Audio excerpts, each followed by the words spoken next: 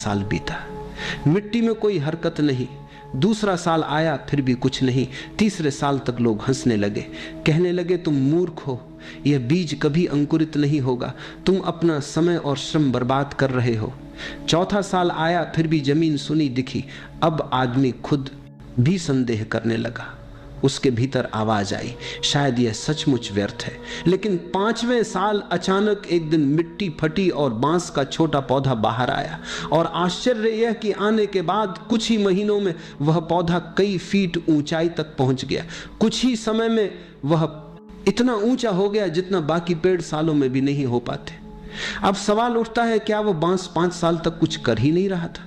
नहीं, भीतर बहुत काम हो रहा था। वह अपनी जड़ें गहरी और मजबूत बना रहा था। वह मिट्टी के भीतर इतना मजबूत हो रहा था कि जब समय आए तो उसकी ऊंचाई संभल सके।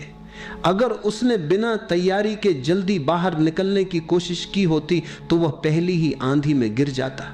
यह कहानी हमारी जिंदगी का आईना है। हम सब भी उस बांस की तरह हैं। हम अक्सर जल्दी जल्दी परिणाम चाहते हैं।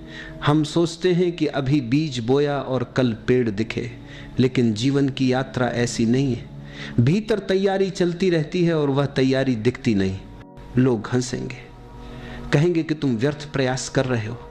कभी कभी तुम्हारा अपना मन भी डगमगाएगा, लेकिन अगर तुम धैर्य रख सको, भरोसा रख सको, तो एक दिन अचानक तुम्हारा फूल खिलेगा, तुम्हारा जीवन आकाश को छू लेगा।